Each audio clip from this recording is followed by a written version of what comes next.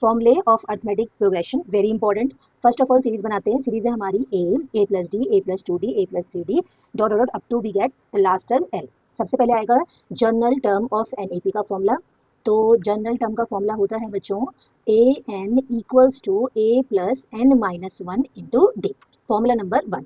अगर हमें last term पता है, जैसे यहाँ पर सीरीज है, सीरीज में लास्ट टर्म एल है यहाँ पर, तो फॉर्मूला बनेगा l equals to a plus N minus one into D.